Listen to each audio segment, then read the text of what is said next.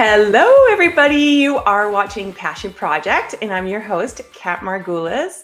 And today I'm so happy to have my friend and best-selling author, Marissa Stapley, join us. She's the author of The Last Resort, and her new book is Lucky. Welcome, Marissa. Hi, so good to be here. So good So great to see you. So great to see you. I know I've been wanting to have you on the show for a while, and today the timing is perfect. Mm-hmm. Yeah. Finally. So congratulations on your new book, Lucky. I'm seeing it everywhere. You're doing awesome. And I wanted to have you on the show for a while now, as you know, because you've inspired me so much. You and our friend Chantel Gurton, she was one of my first guests on the show. And you guys, we've known each other for so long, and I got to see you. I think I even met you before you started writing books, but you can. Oh, for sure. Yeah. I think I was working at Elevate probably, and I like as a magazine editor. Yeah. I was working in my office at my lunch hour at that time.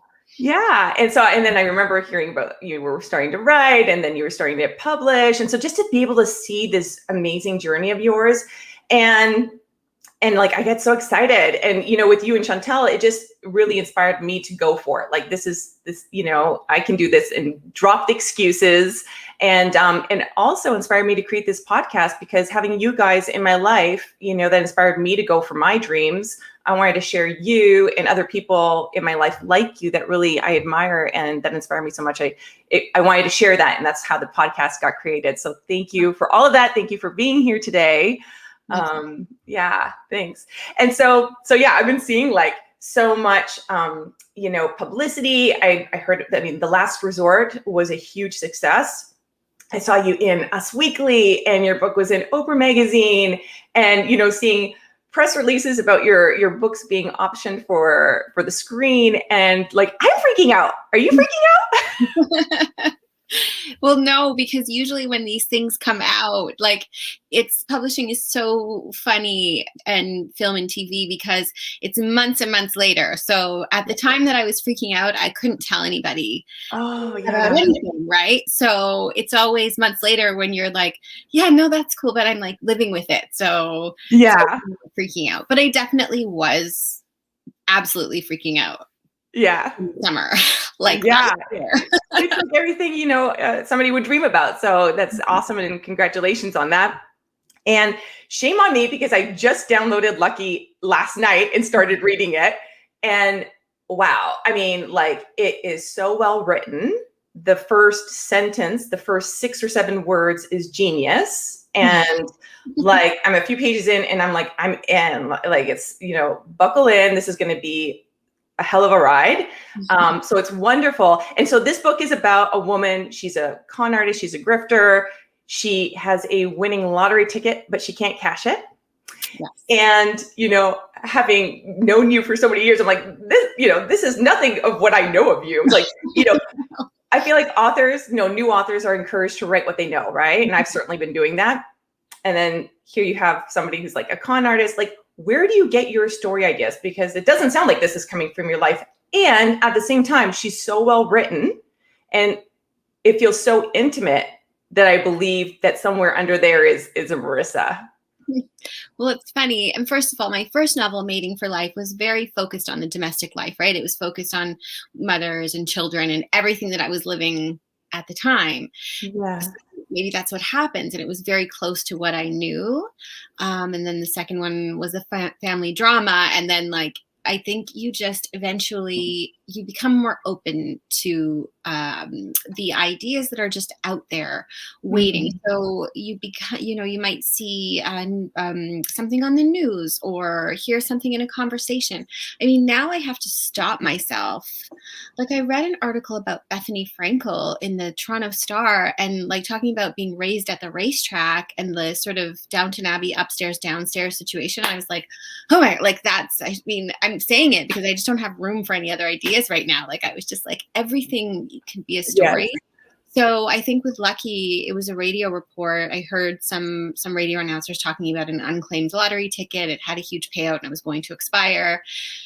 And they were saying maybe there are many reasons people don't claim lottery tickets. Some of them are quite obvious. They've lost it. They didn't remember they got it. Sometimes people die and nobody knows they even had the ticket at all. But sometimes there are people who can't come forward because they have to stay anonymous. And why is that, right? It happens all the time. So maybe they're wanted by the police for something. And I was like, oh, that would be a good story. But I couldn't think of the right character, because I didn't want to, like, I know I wrote a thriller with The Last Resort, but it wasn't like I wanted to become a thriller writer. I didn't want like some criminal who killed someone and was on the run. And then I think I was watching like Ocean's 11. My son and I had like an Ocean's 11, 12, 13 marathon or something. And I was like, God, everybody loves that. Like a con artist. Like everybody loves the stealing from the rich, giving to the poor. No matter what, people really get behind that. So that's where Lucky came from. But my editor at Simon & Schuster once said to me, of all your characters, and I still don't know what to do with this, she's like, Lucky really is the most similar to you. And I'm like, oh really? Like, well, I think about it often, and I suppose it's not because I'm a con artist, because I definitely am not.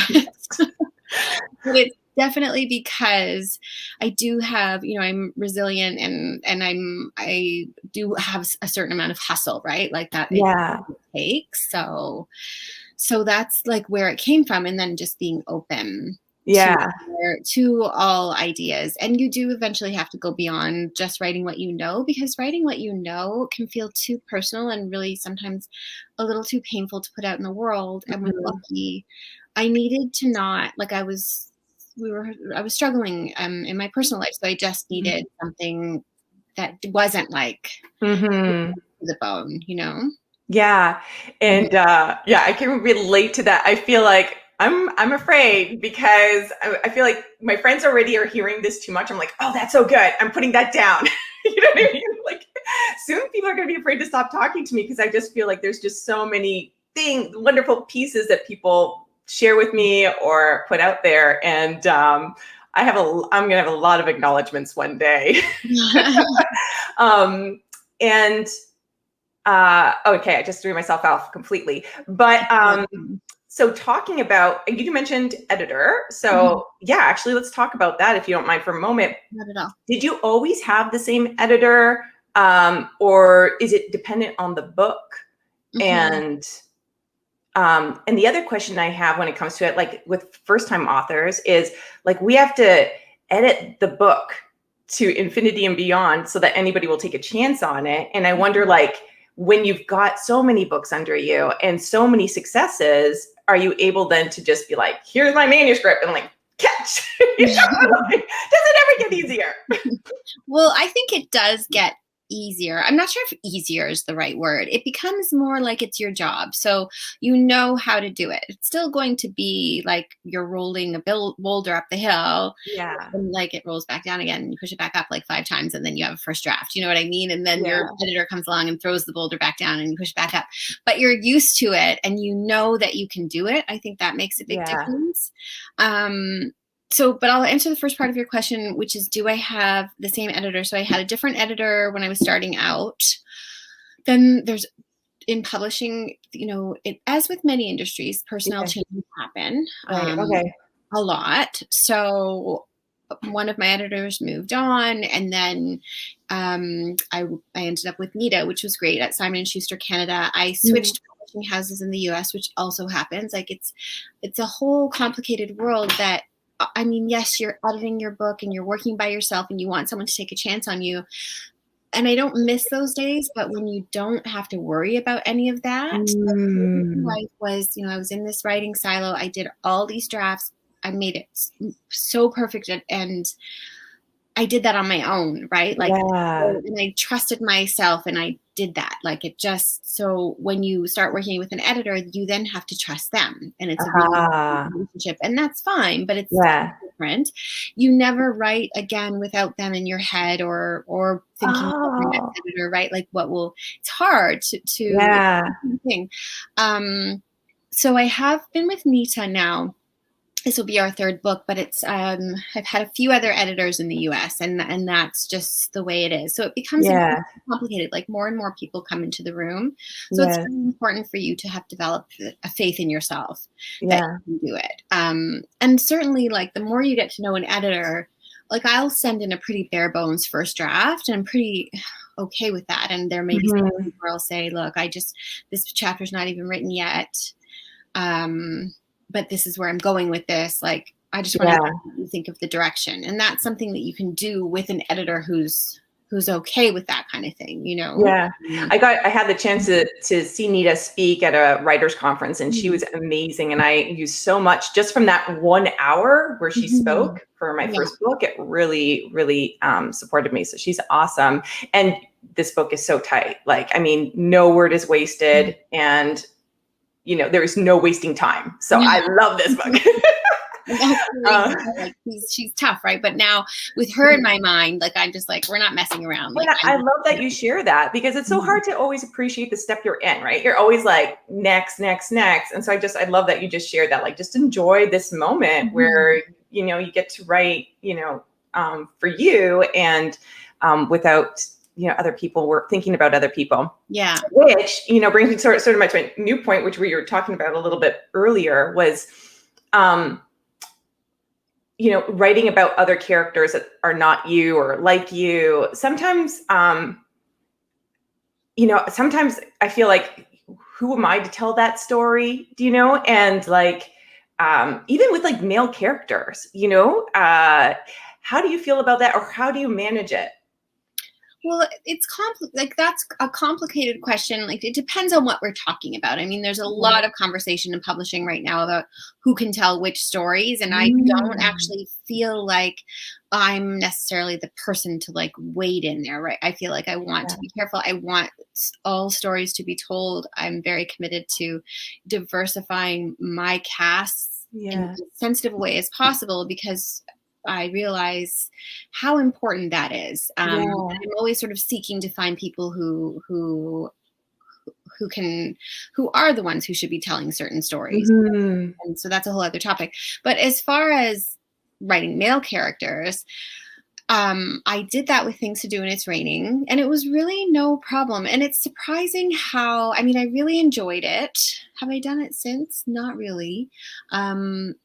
But I felt like it wasn't that much of a stretch. Like we are not men, but we know we have men in our lives. Yeah.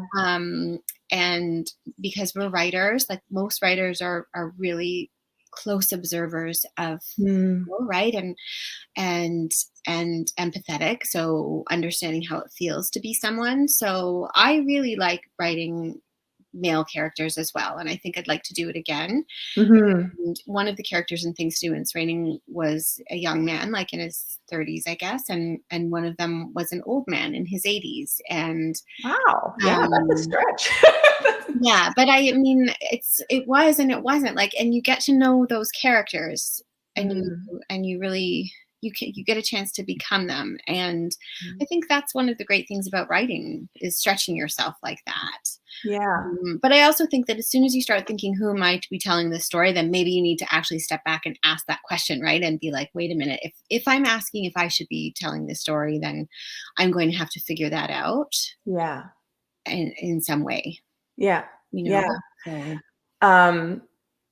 And also, speaking of that, it feels like you've done some genre hopping, right? Like the first stories were more women's fiction, then the last resort was psychological thriller. What's that like from an author journey standpoint? Do you feel like you have permission to write whatever you feel like, or do you feel because you've had so much success that you need to stay on a track, or how does that work for you? I think it probably would have been better if I had figured out a track to stay on. Didn't really, I didn't.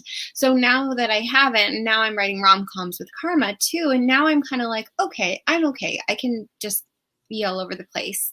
But I think ideally, and as publishers would prefer, that you do pick a lane and stay in it as much as you can. And but that's a tough one, because what publishers want and what speaks to you creatively is often two different things. And that's another reason why, when you're all by yourself writing your first novel, you don't have to worry about any of this, right? It doesn't matter what's coming next. You just get to write whatever you really feel like whatever you feel like writing. I still have always done that, and it's not been a problem yet. But I would say, like, I am a success, but I'm also a difficult to market author. I'm not like, I'm a bit of a mystery sometimes to my publisher and how to, like, who's the audience, because I'm here and I'm there, and what can you do? I just, Yeah. you know, But but it works. And it seems like when you're following your muse and you're following your heart, like that's when you're coming up with the best story. So in the end, it works out for you than to write something that was forced or something like that, right? yeah. Or it's like if I just become like the woman who wrote about domestic life over and over and over, Yes. Yeah. I probably wouldn't be writing anymore, because there's only, as far as there's only so much creatively that you can necessarily mine in this one area. Mm-hmm. Mm-hmm. And Malcolm it was Gladwell, right? Wrote about the 10,000 hours. Do you feel like you've mastered this? Oh gosh, well, I would never admit it if I had. Sometimes lately I've been thinking, okay, Karma Brown and I are working on our second rom-com, and we sold two to Penguin Random House. And there are days lately, we're on a deadline for that, and my kids are home, we're in a pandemic, there's a million different things that I have to take care of. And then I'll just sit down and I'll, get some writing done. And I'm like, okay, I am really good at this now because I can just do it. Like, there are moments it feels really, really difficult, but I can just push through and I do it. And I'm like, well, that's pretty good, So Yeah. granted, it is the rom-com, so it's lighter and somewhat easier, and it's rigorously outlined because we're working together, so we have to do that. Mm-hmm. I mean, I've certainly put in 10,000 hours, if not like 100,000 hours. So I don't even. Yeah. Yeah, but like, have I mastered it? Probably not. And sometimes you feel like you start backsliding too. It's right. Yeah. You never get away from that terrible first draft feeling where you sit down and those first moments you're just like, this is not good. Like, Yeah. Yeah. so, but I can fix it. That's maybe what I've mastered, is being able to self-edit and Yeah. get it there. Yeah. Virginia Woolf has been on my mind lately. And, the idea that to write somebody, a woman needs a room of her own. And in a pandemic, that's a little tricky. Yeah. So, what's your routine? Like, do you, like, Karma wakes up at 5 a.m. to do her writing? How are you making it all happen and fit into your day? Well, my kids are older now, so they're 12 and 14. So it's, even though they're here and there's stuff that they need, it's starting to get easier. Like, it's a few minutes, right? Nobody needs to be supervised or anything like that. So I think it's just easier to find more time in the day. I was getting up early. Lately, I find that hard. I really wish every time I don't do it, like at 6:30 or so, when it's pretty much too late, I'm like, oh, the day would go so much better if I did. Yeah. But I'm not really feeling the early morning. I do have an office. It doesn't have a door. So I'm sort of in a room of my own, but I'm still, I can hear everything. But I think it's just become more like a job for me. Like, I actually have deadlines. I have to, I mean, it is a job. It's not like a job. It's a job. So I have to get it done. And it is the big dream, right? You're like, oh gosh, all I want to do is get to the point where I have these deadlines and I'm getting paid, and I just have to, and I don't have to be working on spec all the time. So after all this time, I am there, and I just don't have any voice. But when I was shooting for the moon with different things, I had to get up in the morning. I had to just do AM, right? I had, because I had a different job, right? And the kids were littler, and I couldn't. I recently read Shonda Rhimes' Year of Yes. She talks about that creative process where it's like how hard it is to get in the zone, and it's like doing a marathon and then another marathon, and you're finally there, and then somebody's like, mommy, or your hubby's like, can I get you a coffee? And then it's like you have to go all the way back. And so, about the pandemic, you're launching a book during the pandemic. How is that changing the marketing of your book and like the experience of launching a book for you? Yeah, it's been really challenging. I mean, I've done all of the things that I always do in TV and radio and all that stuff, but from home. And that's hard. Like right now, somebody's having a shower and like flushing the toilet. Like, I don't know what's going on, right? Like there's just no, it's all just like, it's not there's no professional veneer here. Yeah. And it's hard to, like the morning Lucky came out, I was on Global TV here in my office. And I found it really challenging because when you're at the studio, you're there and like you Yeah. have to worry that your internet's going to go out or something will happen and everything's on you. I don't have my publicist with me and all the stuff that makes for brief little glimpses being an author feel a little bit glamorous because most of the time it really is not. So that it's been hard. And I think it's been hard because, the stores aren't open. So what is happening? Like it's just Yeah. it's been tough. And I'm told Lucky's doing well, but it's not like it could be. So I'm just Yeah. hoping that it'll continue to do well and pick up steam. Yeah. When the stores open, it would be great. Oh, it's excellent. I really, really, really love it. Yeah. I had a question. I forgot it already. So It happens to me all the time. Trust me. mom brain. I never lost my mom brain. You've had a chance to interview so many authors over the years as well. Like, do you have people that like you admire or that you look to or that have really impressed you in your journey? Yeah, I interviewed Marian Keyes a few years ago, and I have to say, of the people who have most impressed me, she would probably be the number one person because she was the most, well, I interviewed Jennifer Weiner too, and she was pretty great. Yeah. But Marian Keyes was like the person who made everybody else in the room feel like they were special. And meanwhile, I have a row of books hereby. She was my like queen of my 20s. I loved all her books. She sold so many. She's this incredibly famous author. And I walked into the green room where I was going to be interviewing her, and she was sitting there.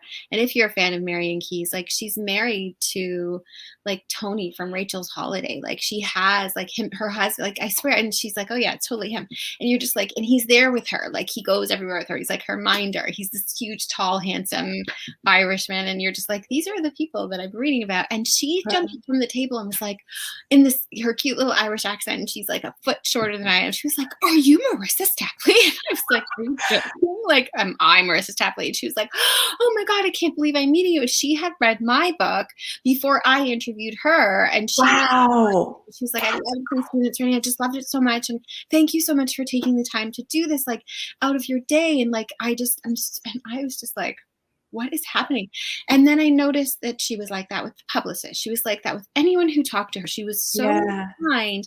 And sometimes you think like, I'm going to get so famous and like everybody will treat me a certain way. But then when you look at someone like her, you realize that what's really important is how you're going to treat everybody else. And that is something that I remember just staying down to earth and realizing like, it doesn't actually matter. You've got to keep putting out what got you to where you're at. And I have to say, I find working with Carlton Hughes, who I'm working with on the TV stuff for Lucky, he too is this incredibly kind, down to earth person who he is not at all what you would think. And I've had enough experience now meeting different producers to know, again, it's about like what you put out into the world and how you treat other people. So it's always a good reminder. Yeah, I love that. And speaking of the show, so I'm curious, like, what is it? Is it here's my baby, please take care of it when when it's going to the screen? Are you involved in the process? Like, are you becoming a screenwriter? Yeah. So I kind of, at this point, I'm like, sometimes I'm like, God, why don't I just like say, here's my baby? But with The Last Resort, which was optioned as well, but it didn't end up getting off the ground. It was like that. Like I was like, here you go. And they hired a writer and he would call me and then he kind of came up with his vision for the show. I thought it was really cool. Like they kept me involved in the process. They would just tell me what they were doing. I thought it was really neat, and I felt a little overwhelmed by it. Like, I was like, wow, they've taken this thing and they've actually made it so much more interesting. And it made me feel a little weird and like on the outside of it. I didn't have any issue with anything. Like, I wasn't like, that's not my intention. And I've heard that before, that books are taken and changed and it's just not a good thing. I haven't had that experience at all. And then particularly with Lucky, because I was interested after the experience with The Last Resort in trying to get involved with screenwriting. So I spoke with my agent about that. Yeah. Took me at my word. So the next time we were approached about an option, she told Carlton Cuse, well, Marissa is interested in screenwriting. I wanted to die. I was like, I can't believe, no, you just give him the book. And he was like, oh, I'm like, Google the guy on his Wikipedia. He's the mentor. Like, he loves mentoring. It's all he wants to do. It's like the luckiest break of my life. And he was like, that's my favorite part. If you want to like have a Zoom call, let's see if we can work together. So got on a Zoom call and he's like, hey, hi, like just the nicest guy. And he's like, yeah, I really liked Lucky. I thought it was good. Like, you know, maybe I was like, oh, cool. You know, I like Lost. Pretty good show. Anyway, so now I got hired basically as the writer. Awesome. No, nothing. Congratulations. Carlton is showing me what to do. So that's been like almost a 8-month-long process of rewriting the same 10 pages because we're in the development stage right now. So we're pitching it to streamers and networks. And it's been really hard. Yeah. And like, it's all me. Like, and Carlton is there, but he's like, you have to do this.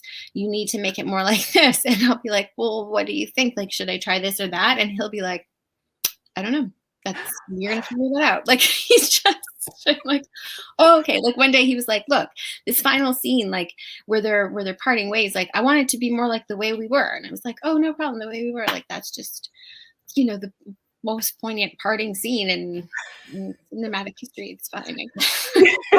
I'm like, I guess I won't ask how because I just have to do it. But then I go away and like, oh, he's so right. Like, it just needed that old Hollywood nostalgia and figure it out. So it's been cool. Awesome. That is really awesome. Congratulations on that. That's a big, big win. And what about as well? So obviously you're getting a lot of, you know, mentorship from Carlton, but were there, you know, are there things that, you know, other authors have told you, or just like, you know, a golden nugget that they dispense that you're just like, this is the one, I live by this. Well, I think because now that I'm more in this screenwriting headspace, I've talked to a few screenwriters, and one of them who actually wrote for the Gilmore Girls, which I love, was like, you have to remember that they need you. Like, when you go into those pitch meetings, you're not like, please, please, please, please pick me. Like, this is, you're just telling them what's in your own head, and they need you, like, to help bring it to life. They need stories like this. And that I think is something that I'm hoping that I can parlay to other aspects of my career, because it can be really hard to feel that way in publishing and as a writer, right? It can just feel like, you know, you're one of so many other people who are clamoring to be heard. But the thing is, publishers do need people to tell these stories. And we, in this world, we do need creative people to tell us these stories that will sweep us away. And perhaps now more than ever, right? I really wanted, like, I'm so glad that Lucky just totally diverts people from the way they feel.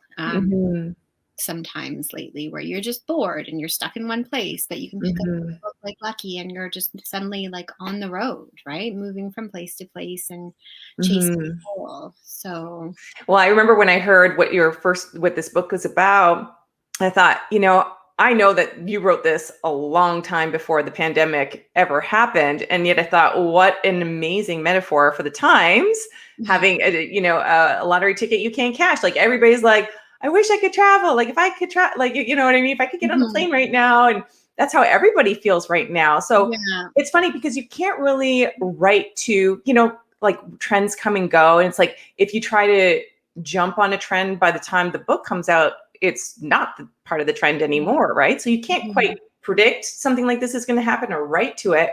And yet I found that analogy, you know, or that I was like, wow, that was like perfect timing, because I bet you that's how a lot of people feel right now. Yeah, and you can't time the trends, and I really did get lucky here because Mhm. there are a few trends that I really hit, like con women are, a lot of talk about that. It's in the media.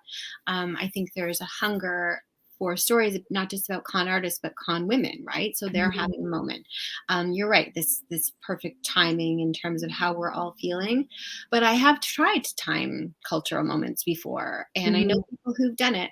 And honestly, by the time you're like, ooh, this is a trend, you're already too late. Like you can't it has to be that you're already writing something and maybe you're already done. And Yeah. then that hotel for women, oh gosh, I can't think of the name right now, but there was a big article in the New York Times, the Barbizon. And I know people who read that and they were like, oh my God, like what an amazing novel idea. And in my head I was like, yeah, but it's over. Like it's been in the New Yorker, and Yeah. now it's already like that actual New Yorker article got optioned for a show, right? Like as soon as it's Wow. getting that much attention, you're too late, and that Yeah. stinks. So you do have to just write what you feel and what you're drawn to, and Mhm. hope that you hit the right cultural moment. But even if you don't, that's okay too. It doesn't have to Mhm. be a trendy thing. Mhm. Did you always write? When I talked to Chantel, it's like she never stopped, you know? Did you always write, or did you hit a moment where like, I get to follow my dream now? Like enough putting that off. How was that journey for you? Did I always write like fiction, you mean? Or Yeah. yeah. Yeah. Yeah, I mean, I think, well, when I met Chantel, I guess around the time we met, she just published her first novel, and she really inspired me too, because I had always wanted to do it. And then because we were working together at a magazine, I was able to ask her questions about it. But I never, since that time, which I guess, because well before I was published for the first time, I had another novel that I wrote that didn't come out because I was with Key Porter, and Key Porter went out of business. And Oh, then I wrote another novel, and that one was that's terrible. precious. So then I wrote Mating for Life. So it all looks on paper like, oh, Mating for Life came out and everything was great and her career just took off. But that's not how it happened. It was a really tough road to just get to the Mhm. first step. And that's Yeah. totally normal. That happens Yeah. with everyone. But I've definitely never, except for a brief pause while I was thinking about writing Mating for Life, I've never stopped. And I think I've Mhm. added things like the screenwriting piece and the rom-com piece. So So great. that I can keep doing that, because it's very hard to make a living no matter how successful you appear as an author. It's tough to Mm. actually make a sustainable living if you're trying to raise a family and live in one of the most expensive cities in North America, right? So you either have to get a job Mhm. or turn it into a job by hustle. Mhm. Mhm. Um, and you had a writing school. Do you still have your writing school?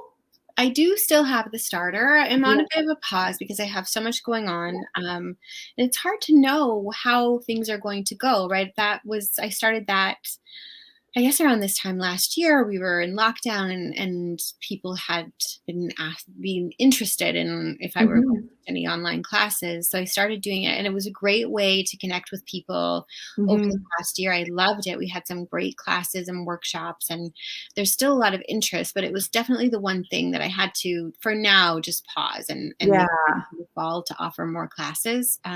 But you just don't know, right? I didn't know how well Lucky was going to do. I didn't know that Lucky was going to be optioned. I didn't know, you don't know any of that. And that's Mhm. the peril. It's an exciting part of choosing a creative life, but the reality Mm. is you can't predict. Just not like my husband with his job, where he knows like this is the path Right. where it's going to go, and Yeah. it's unpredictable. So you do have to put a lot of irons in the fire, and if they all ignite at the same time, great. And if Yeah. not, well, hopefully you have enough, Yeah. right? Yeah. Mhm. Um, when you were starting, like you said, you had a couple of books before Meaning for Life took off. And in your writing school, what's been, what has been something that you've struggled with, or what do you see are the biggest struggles for people who want to get into writing or want to write a book? I think the biggest struggle is just the expectation that you start to place on yourself. Like you feel, I mean, you look around and you're like, look how successful this person is, and look how, like, what this person is doing, and look how prolific that person is, and they're writing every day. And so you start to put these expectations on yourself before you've even started. And that can be really hard. And also you expect it to go a certain way, and it doesn't. Like, that's publishing. It really doesn't. It hasn't gone at all how I expected it. Even after Mating for Life came out, like, none of it went the way I thought, because you don't know, right? You've never done before. So I think the biggest thing is just getting over what you think should be happening. And sometimes it can really dampen your creativity, because you're like, well, okay, but I should already be here, and I'm only here. What's the point of any of this? And I think what it does is it takes away the joy of writing. And writing, to me, I love it. I love reading, I love writing, I love being a part of that world. But even I do it to myself. Like, I'm like, well, I should be here. Like, Lucky should have done this, and it didn't do that. And it just flattens it. So just, you have to think, okay, why am I doing this? Am I doing this to be for money? Am I doing this? Like, you can't actually be doing it for money. You have to be doing it for the passion that you feel. And you also have to accept that it might not go the way you want it to. Like, it just might not. Like, that is also just the way it is. And are you going to give up because your first shot, like, didn't go the way you wanted? Like, I didn't. My first book didn't come out. I was so close. The publisher went out of business. Like, it was crazy. It happened to Chantal too. We were with the same publisher. And, what do you do then? Are you like, oh, well, I give up now? Like, it's a marathon, right? So you have to keep going. And I guess to wrap up, do you have any final words of advice for any aspiring writers or authors watching this? I think it's just so important not to give up. Not like, don't give up on your dream, as I said, just because it's not looking like you thought it was going to look.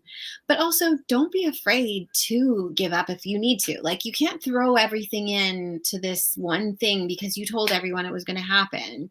Like, I had to hit a pause. Like, I told everyone I was going to be an author, and then the publisher went out of business, and then it just wasn't happening. And so I had to get a job. And that doesn't mean that I did not eventually become a published author with the career that I wanted. It just meant, like, I had to have the courage to say, you know what, I can't keep throwing everything I have down this one slide. Like, I've got to just leave it for a minute and go and something else. And in the end, that was the right thing. So don't give up, but also, like, redefine what you think giving up is.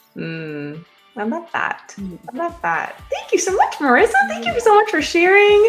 And so awesome. So awesome. I love it. Keep doing it. It's exciting. I love watching it. So thanks for being on the show. Thank you all for watching, and we'll see you next time.